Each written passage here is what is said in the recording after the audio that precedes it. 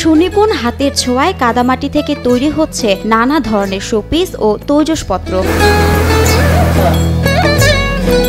প্রথমে জমি থেকে মাটি নিয়ে আসা হয়, এরপর মেশিনের মাধ্যমে সেই মাটিকে ভেঙে তা থেকে তৈরি করা হয় কাদামাটি। পরে মেশিন ও হাতের ছোঁয়ায় তৈরি করা হয় নান্দনিক সব জিনিসপত্র। প্রথম জমি থেকে মাটি কিনে নিয়ে আসা হয়েছে, মেশিনের মাধ্যমে ভাঙানো হয়। ভাঙানোর পরে আপনার একটা রোদ্দুরে শুকাতে হয়। শুকানোর পরে আমরা এখানে নিয়ে আসি, এখানে এসে মাল তৈরি করি। আমরা তৈরি করার পরে আপনার এটা শিরিষ মেরে ফিনিশিং দেওয়া হয়। ফিনিশিং দেওয়ার পরে আপনার লাল মাটি আছে, লাল মাটিতে ভিজানোর পরে আপনার শুকায়ে আবার ভাড়াই এখন পোড়ানো হয়। পোড়ানোর পরে মাল আমাদের কমপ্লিট। পরম মমতায় তৈরি এই অঞ্চলের মাটির বিভিন্ন জিনিসপত্র দেশের গণ্ডি পেরিয়ে যাচ্ছে বিদেশেও। আমাদের কিন্তু প্রায় সব জেলায় এটা সংগ্রহ, বাংলাদেশ এমনকি দেশের বাইরে চলে যাচ্ছে। আধুনিক যুগে এসেও প্রত্যন্ত অঞ্চলের কাদামাটি থেকেই নিত্য প্রয়োজনীয় বিভিন্ন তৈজসপত্র ও শোপিস বানিয়ে যাচ্ছেন মৃৎশিল্পীরা।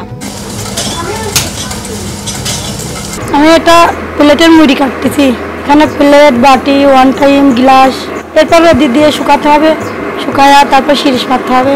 কুষ্টিয়ায় কুমারখালী উপজেলার কল্যাণপুর গ্রামে বংশ পরম্পরায় কালের বিবর্তনে হারিয়ে যাওয়া মাটির নানান জিনিসপত্র তৈরি করছেন স্থানীয় মৃৎশিল্পের কারিগররা। আমার এখানে আপনার প্লেট, বাটি, গিলাস, ওয়ান টাইম কাপ। আমাদের এই মাল বাংলাদেশের সব প্রান্তে আছে বর্তমানে। এখন ঢাকা, রংপুর, দিনাজপুর, পাবনা, চট্টগ্রাম, এই সবগুলোই যায়। বর্তমান যুগে প্লাস্টিক আর অ্যালুমিনিয়ামের ব্যবহার বাড়লেও মাটির তৈরি নানা ধরনের জিনিসপত্রের ব্যাপক চাহিদা রয়েছে এখনো। প্রচুর চাহিদা, তৈরি করে সময় পাচ্ছে না, এত চাহিদা মাল মার্কেট দিতে পারছে না। তবে বিভিন্ন সমস্যা আর প্রতিকূলতার মাঝেও এই শিল্পকে ধরে রেখেছে এই অঞ্চলের মৃৎশিল্পের কারিগররা। বল মেশিনটা আসলে ওটা আধুনিক আর কি, যে ওখানে আমার এই মাটিটা, এই কাদাটা শুকাতে হবে না। মেশিনে দেওয়ার পর, মাটিটা দেওয়ার পর কাদা হয়ে একদম মানে যেটা অ্যাকুরেট মাল কাটার মতো, প্লেটটা কাটার মতো মাটি একবার বাড়া, শুকিয়ে বাড়া, এটা হলে আর আমাদের পরিশ্রমটা হয় না।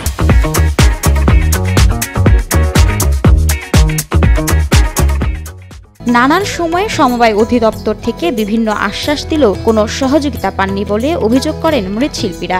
সমবায় দপ্তরের মহাপরিচালক যিনি, উনি আসছে, কয়েকবার আসছে এখানে, আমিও নিজে ওনার সঙ্গে দেখা করেছি, কিন্তু আশ্বাস দিচ্ছে, কোনো কাজ হয়নি। এদিকে মৃৎশিল্পকে টিকিয়ে রাখতে সরকারিভাবে সব ধরনের সহায়তা দেওয়া হয় বলে জানান জেলা সমবায় অফিসার। কল্যাণপুর মৃৎশিল্প হলো আমাদের কুষ্টিয়া জেলার কুমারখালী উপজেলার একটা ঐতিহ্যবাহী সমিতি।